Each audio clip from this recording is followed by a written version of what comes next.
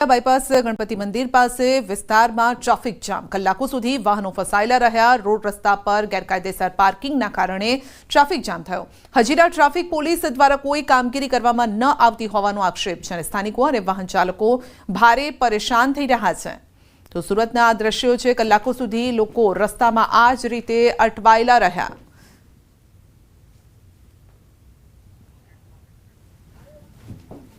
PM Modi Gujarat આવી રહ્યા છે અને સાંજે 5:45 એટલે કે 5:45 કલાકે પ્રધાનમંત્રી નરેન્દ્ર મોદી એરપોર્ટ આવશે અમદાવાદ એરપોર્ટ પર વિવિધ પોસ્ટર લાગ્યા છે એરપોર્ટ સર્કલ તિરંગાથી રંગાઈ ગયું છે વિકસિત ભારત વિકસિત ગુજરાતના પોસ્ટર્સ લગાવવામાં આવ્યા છે તો વિકાસ કાર્યોની ભેટ અને ઓપરેશન સિંદૂરના પોસ્ટર પણ લાગ્યા છે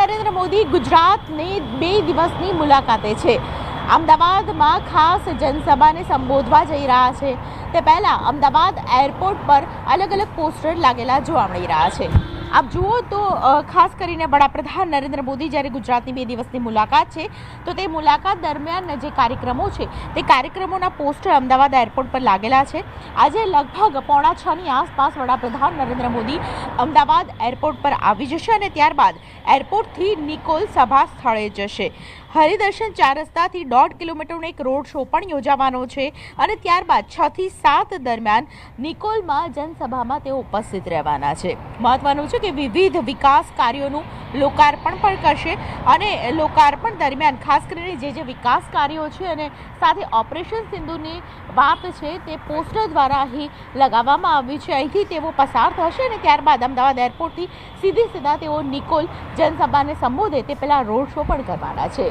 कैमरा पर्सन हिरेन शाह સાથે દીપિકા કુમાર ન્યૂઝ 18 ગુજરાતી અમદાવાદ મોદી આજથી 2 દિવસ ગુજરાતના પ્રવાસે છે આજે અમદાવાદ આવશે પીએમ મોદી અમદાવાદને 5400 કરોડના વિકાસ કાર્યની ભેટ આપશે શહેરી વિકાસ ઉર્જા રસ્તા અને રેલવે પ્રોજેક્ટની ભેટ આપશે આજે સાંજે 6 વાગે નિકોલમાં કાર્યક્રમ છે પીએમ મોદી 3 કિલોમીટર લાંબો રોડ શો યોજશે એરપોર્ટથી જીબી ઓફિસના રોડા પાસે ખોડલધામ મેદાન સુધી રોડ શોનું આયોજન કરાયું છે તો નિકોલના ખોડલધામ મેદાન ખાતે જાહેર સભાને સંબોધિત કરશે સીઆર પાટીલનું નિવેદન છે ગુજરાત ભાજપ કરશે સેવા પખવાડિયાની ઉજવણી 17 સપ્ટેમ્બરથી 2 ઓક્ટોબર સુધી ઉજવણી કરાશે પીએમ મોદીના જન્મદિવસની ઉજવણી અંતર્ગત બેઠક યોજાઈ હતી તો પાટીલની અધ્યક્ષતામાં કમલમ ખાતે બેઠક યોજાઈ રેકોર્ડ બ્રેક રક્તદાન કેમ્પનું પણ આયોજન કરાયું છે મોટી સંખ્યામાં રક્તદાન કેમ્પ યોજવા માટે આયોજન કરાયું છે સ્વચ્છતા અભિયાનને વેગવંતુ કરવાનું પણ આયોજન છે તો એક પેડ માં કે નામ અભિયાનને આગળ વધારાશે સિંદૂરના બનાવને વખાડી કાઢવું અને મોદી સાહેબના પગલાંને સમર્થન આપવું એ પ્રકારની થીમ ઉપર જે બન્યું છે જે આ સિંદૂર પછી સિંદૂરના આક્રમણ આપણે સિંદૂરમાં પગલાં લીધા પછી જે દેશમાં વાતાવરણ બન્યું એ પણ લોકો સુધી પહોંચે અને યુવાનો સુધી પણ પહોંચે કે દેશ કેટલો મજબૂત બન્યો છે એક સમય એવો હતો કે આપણે બીજા પર ડિપેન્ડન્ટ રહેતા હતા આજે આપણા દેશને કોઈને છેડવાની તાકાત નથી રહી એ સિંદૂરથી સાબિત થયું છે અને આપણા દેશમાં બનેલા શસ્ત્રોનો ઉપયોગ કરીને સિંદૂરને આપણે જીતી શક્યા પાકિસ્તાનને જવાબ આપી શક્યા એ વળતો જવાબ નહીં આપી શક્યો એ અને પૂરી દુનિયાએ જોયું છે કે ભારત એને પોતે જે શસ્ત્રો ઉત્પાદન કરે છે એનું પરફેક્શન કેટલું છે એ પણ આપણને જોવા મળ્યું છે ત્યારે સિંદૂરની વાત લોકો સુધી પહોંચે એના માટે આવા માધ્યમનો પણ ઉપયોગ કરવાનો કહ્યું છે વિદેશી વિદ્યાર્થીઓના ત્રાસનો આ મામલો છે અને એસઓજી પોલીસ દ્વારા વિદેશી વિદ્યાર્થીઓને લઈ ચેકિંગ શરૂ કરાયું છે આફ્રિકન વિદ્યાર્થીઓ બાબતે ચેકિંગ શરૂ કરાયું છે ઓવરસ્ટે એનડીપીએસ સહિતની બાબતોને ધ્યાનમાં રાખી ચેકિંગ કરાયું મારવાડી યુનિવર્સિટી ખાતે અભ્યાસ કરનારા આફ્રિકન વિદ્યાર્થીઓ તેમજ વિદ્યાર્થીનીઓ ગેરકાયદેસર પ્રવૃત્તિઓમાં જોડાયા હોવાનો આક્ષેપ લાગ્યો છે સ્થાનિકો દ્વારા પોલીસને આ અંગે રજૂઆત પણ કરવામાં આવી રતનપર હડાળા નાગેશ્વર માધાપર સહિતના ગામોમાં ચેકિંગની પ્રક્રિયા હાથ ધરાઈ છે અને 3 જેટલી શંકાસ્પદ વિદેશી મહિલા નાગરિકોને સ્પેશિયલ ઓપરેશન ગ્રુપ ઓફિસ ખાતે લઈ જવામાં આવી જરૂરી પુરાવાઓ રજૂ ન કરતા વધુ પૂછપરછ અર્થે લઈ જવામાં આવ્યા મારવાડી યુનિવર્સિટી તથા આજુબાજુની યુનિવર્સિટી દર્શન યુનિવર્સિટીમાં અભ્યાસ કરતા જે આઉટ કન્ટ્રીના સ્ટુડન્ટો છે એ બાબતે ગામ લોકોની તથા આજુબાજુવાળાની એવી રજૂઆતો હતી કે આ લોકો ગેરકાયદેસર પ્રવૃત્તિઓ સાથે સંડોવાયેલા છે વેલિડ વિઝા કે પાસપોર્ટ ધરાવતા નથી તથા સ્ટુડન્ટ વિઝાને બદલે બીજી પ્રવૃત્તિ કરે છે. એવી રજૂઆતોને અનુલક્ષીને હાલમાં એનસીબીના અધિકારીઓ તથા રાજકોટ શહેર એસઓજી પોલીસ તથા ક્રાઇમ બ્રાન્ચ દ્વારા આજુબાજુના ગામોમાં જ્યાં જ્યાં વિદ્યાર્થીઓ રહે છે ત્યાં બધી જગ્યાએ ચેકિંગ ચાલુ છે. રાજકોટ મોરબી હાઈવે ઉપર આવેલી મારવાડી યુનિવર્સિટીમાં અભ્યાસ કરનારા આફ્રિકન વિદ્યાર્થીઓ તેમજ વિદ્યાર્થીનીઓ ગેરકાયદેસર પ્રવૃત્તિ સાથે જોડાયા હોય તે પ્રકારની ગ્રામજનોની રજૂઆત હતી અને સમગ્ર મામલે પોલીસને જે રજૂઆત કરવામાં આવી હતી જે અંતર્ગત હાલ અત્યારે રાજકોટ શહેર સ્પેશિયલ ઓપરેશન ગ્રુપ તેમજ એનસીબી દ્વારા હાલ અત્યારે ચેકિંગની કાર્યવાહી છે તે હાથ ધરવામાં આવી છે. અંદાજિત 150 જેટલા વિદ્યાર્થીઓની ચેકિંગની કાર્યવાહી છે તે હાથ ધરવામાં આવી છે અને જે ચેકિંગની કાર્યવાહી અંતર્ગત જે વિદેશી વિદ્યાર્થીઓ રાજકોટ શહેર ખાતે રહે છે તેમના જે વિઝા છે તે વેલિડ છે કે કેમ, તેમનો ઓવરસ્ટે છે કે કેમ તે સહિતની બાબતો અંગે હાલ અત્યારે તપાસ છે તે હાથ ધરવામાં આવી રહી છે. સાથોસાથ કોઈ વિદ્યાર્થી ગેરકાયદેસર પ્રવૃત્તિ સાથે જોડાયેલો છે કે કેમ તે બાબતે પણ હાલ અત્યારે તપાસ હાથ ધરવામાં આવી રહી છે. રાજસ્થાનના કેટલાક વિસ્તારોમાં ભારે વરસાદ છે. કરૌલી જિલ્લાના પાંચના ડેમમાંથી છોડાયું છે પાણી. ડેમના 4 દરવાજા ખોલીને છોડાયું છે પાણી અને ગંભીર નદીમાં છોડવામાં આવ્યું છે પાણી. નીચાણવાળા વિસ્તારોને ખાસ અલર્ટ કરવામાં આવ્યા છે. તો રાજસ્થાન મધ્યપ્રદેશમાં પણ વરસાદ વરસી રહ્યો છે અને આ વરસાદના કારણે પાણીની સતત આવક ગુજરાત તરફ થઈ રહી છે. તો ગુજરાતની અનેક નદીઓ અત્યારે છલોછલ થઈ રહી છે. ડેમ ઓવરફ્લો થવાની તૈયારીમાં છે. તો ઝાલોદ તાલુકાનો માછણનાળા જળાશય અત્યારે ઓવરફ્લો થયું છે. માછણનાળા જળાશય ખાતે 24 કલાકમાં 10.63% પાણીની આવક થઈ છે. માછણનાળા જળાશય ખાતે ગતરોજ 90.63% પાણીનો સંગ્રહ થયો હતો અને આજે 100% પાણીનો સંગ્રહ થતાં ડેમ ઓવરફ્લો થયો છે. ઝાલોદ તાલુકામાં આવેલ જીવાદોરી સમાન માછણનાળા જળાશય ડેમની કુલ સપાટી 277.65 મીટર સાથે ડેમ છલોછલ થયો છે. ઉપરવાસમાં પડેલ વરસાદને લઈને માછણનાળા જળાશય ડેમ ઓવરફ્લો થતાં નીચાણવાળા 7 ગામોને એલર્ટ અપ કરાયા છે.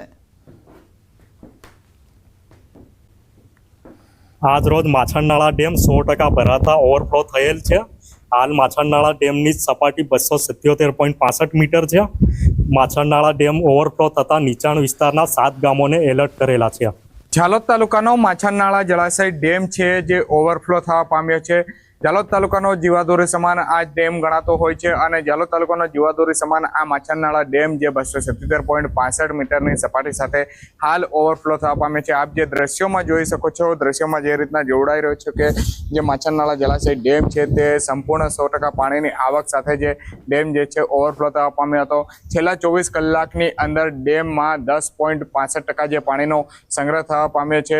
જેમાં વાત કરીએ તો 2800થી વધારે ક્યુસેક પાણીની આવક સાથે માછણનાળા ડેમ જે છે છલોછલ હાલ છલકાઈ ઉઠ્યો છે અને ઝાલોદ તાલુકાનો માછણનાળા ડેમ જે જીવાદોરી સમાન ગણાતો હોય છે તાલુકાનો જીવાદોરી સમાન ડેમ હાલ ઓવરફ્લો થતાં ખેડૂતોમાં ખુશીની લહેર પણ જોવા મળી છે. સાથે સાથે નીચાણવાળા જે 7 ગામો છે તેઓને તંત્ર દ્વારા એલર્ટ પણ કરી દેવામાં આવ્યા છે. તો ગોંડલનું રાજવીકાળનું વેરી તળાવ ઓવરફ્લો થવાની તૈયારીમાં છે. ઓટોમેટિક 75 પાટિયા ધરાવતું વેરી તળાવ હાલ ઓવરફ્લો થવાની સપાટીથી માત્ર 3 ઇંચ જ બાકી છે. વેરી તળાવના ઉપરવાસમાં કોટડા, સાંગાણી પંથક તેમજ શેમડા, પાંચિયાવદર સહિતના ગામોમાં વરસાદ પડતા તળાવમાં વિપુલ પ્રમાણમાં પાણીની આવક નોંધાય છે. વેરી તળાવ ઓવરફ્લો થવાની તૈયારીને લઈને તંત્ર દ્વારા ગોંડલ, કંટોલિયા, વોરા કોટડા સહિતના ગામના લોકોને નદીના પટમાં અવરજવર ન કરવાની સૂચના અપાઈ છે. તો પ્રથમ વખત વેરી તળાવ ઓવરફ્લો થવાની તૈયારીને લઈને લોકોમાં આનંદ પણ છે. પર અપર એર સાયક્લોનિક સર્ક્યુલેશન અને મોન્સૂન ટ્રફના કારણે વરસાદની સ્થિતિ સર્જાઈ છે. હવામાન વિભાગે માછીમારો માટે ચેતવણી જાહેર કરી છે. પવનની ગતિ વધારે હોવાથી દરિયો ખેડવો ખતરનાક સાબિત થઈ શકે છે. आज फिशरमैन वार्निंग भी दिया गया है. उत्तर गुजरात की जो तटीय क्षेत्र है इसमें स्क्वाली वेदर के साथ वार्निंग दिया गया है. विंड स्पीड रहेगा 45 to 55 किलोमीटर प्रति घंटा में, गस्टिंग टू 65 किलोमीटर प्रति घंटा में. ये उत्तर और दक्षिण दोनों क्षेत्र गुजरात की जो तटीय क्षेत्र है ऑफ एंड ऑन कोस्ट के लिए दिया गया है. હવામાન વિભાગે આગાહી કરી છે 25 થી 31 ઓગસ્ટ સુધી હળવાથી મધ્યમ વરસાદી ઝાપટા પડવાના છે. તો આગામી 3 દિવસ કેટલાક વિસ્તારોમાં ભારે વરસાદની પણ શક્યતા છે. આજે નવસારી, ડાંગ, દાદરા નગર હવેલીમાં ભારે વરસાદ સાથે ઓરેન્જ એલર્ટ અપાયું છે. સૌરાષ્ટ્રમાં, મોરબીમાં ભારે વરસાદનું ઓરેન્જ એલર્ટ છે અને અન્ય રાજ્યોમાં પણ વરસાદનું યલો એલર્ટ છે.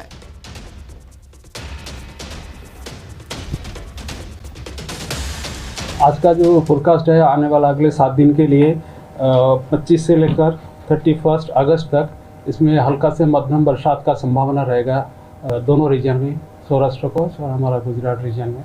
इसमें हेवी रेनफॉल का भी वार्निंग दिया गया है गुजरात रीजन में अगले 7 दिन के लिए, और सौराष्ट्र कच्छ में भी अगले 7 दिन के लिए हेवी रेनफॉल का वार्निंग है.